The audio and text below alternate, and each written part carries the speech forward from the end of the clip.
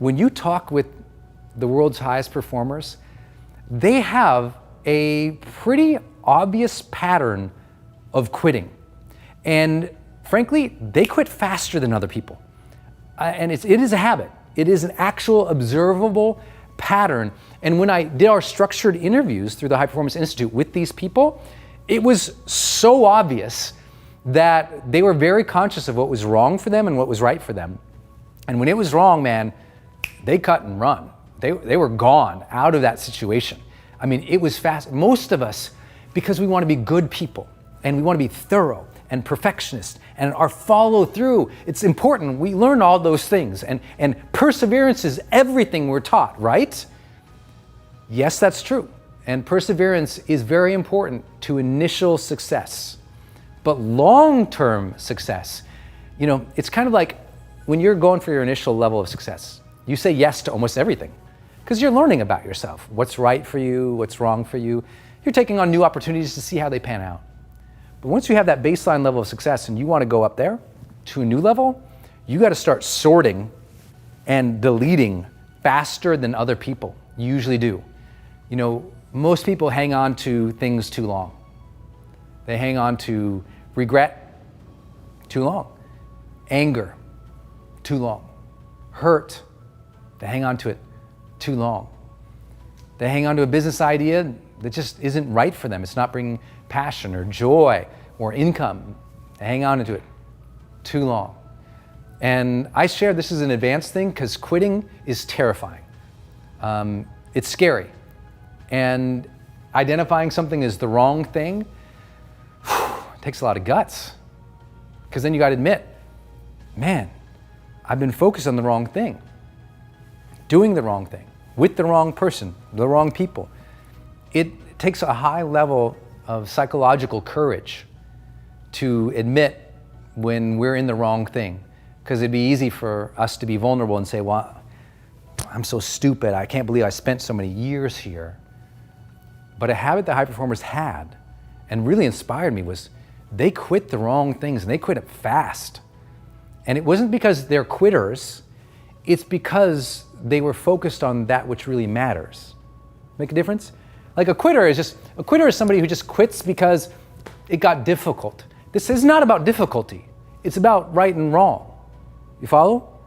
They're not quitting because there was hardship there. Look, high performers, if you ever heard or studied my work before, high performers honor the struggle.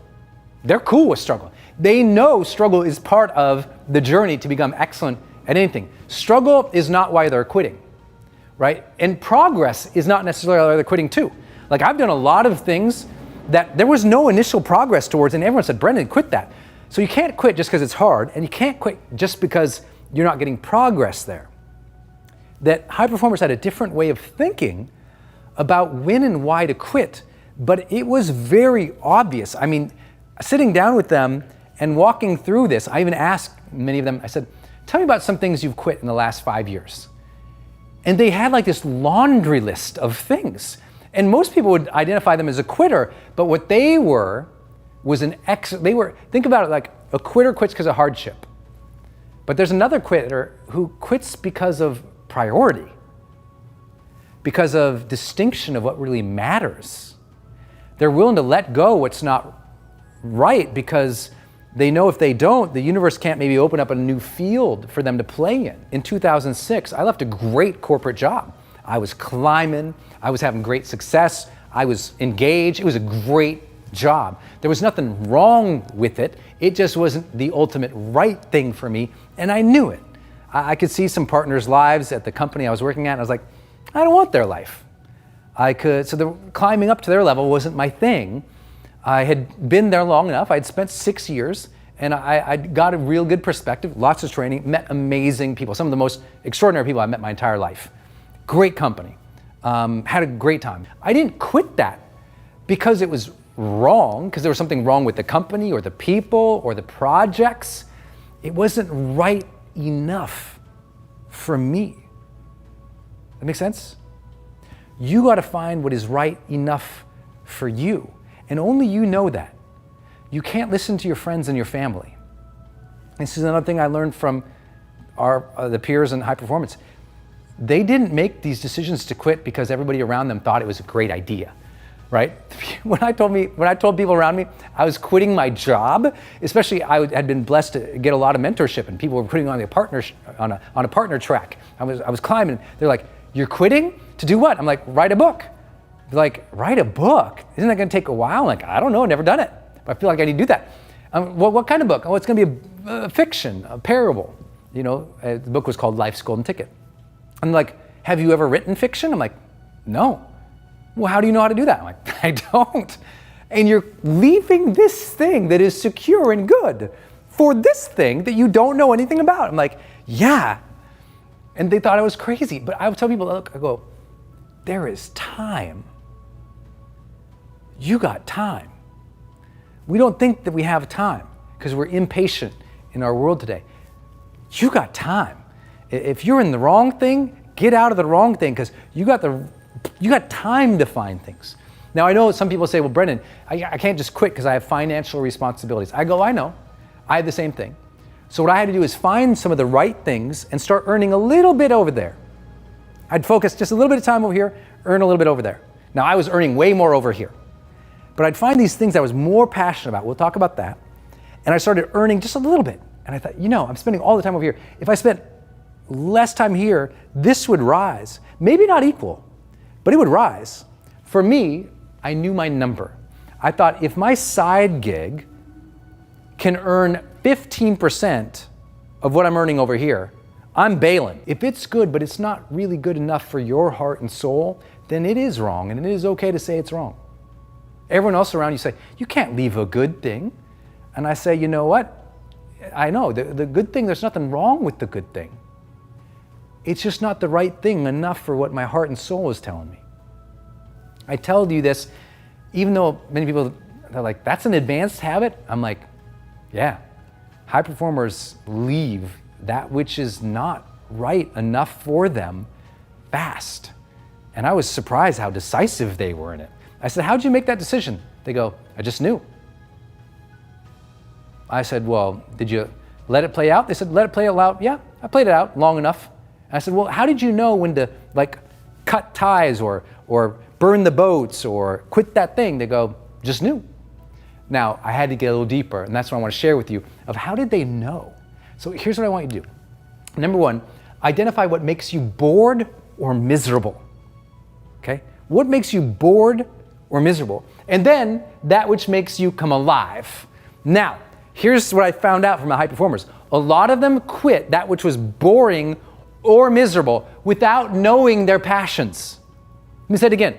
We all believe in our life that we don't start something new unless that's my passion.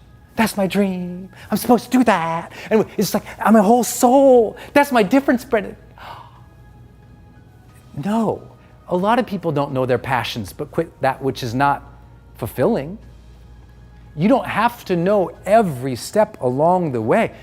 The uncertainty is fine. But if you are certain that this thing that you are doing is boring, bail. If you are sure it is making you miserable, but you have tried to engage it, you've tried to change it, and you put the effort there, I'm just here to tell you what high performers would do is leave sooner than later. I don't know what's coming up for you. I mean, some of you are like, "Are you talking about my marriage right now?" I don't know what I'm talking about. I don't know your story, but I'm here to tell you, high performers tend to identify that which bores them or makes them miserable. They do the effort of fully engaging it, trying to shift it, trying to change it. I'm not saying that they quit without trying. Please listen. I'm saying they quit decisively. Two different things. Listen to this. It's so hard to hear.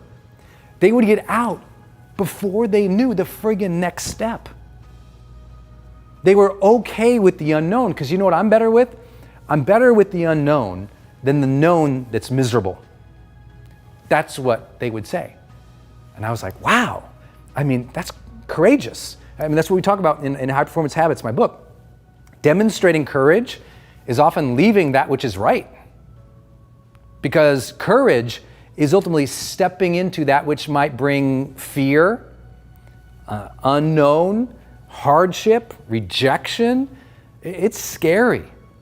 But I'm telling you, you got to be more comfortable, moving into uncertainty, then you allow yourself to be comfortable with what's boring or miserable. If you want your career business to go to the next level. Because you know who's not succeeding in business? Bored people. You know who's not succeeding in their careers? Bored people. You know who doesn't want to go to the meeting and give their all? Miserable people. So ask yourself, is there something, a project, job, career, relationship? I don't know. You need to evaluate, and you need to be decisive today. Right today. Today. Because you already know the answer.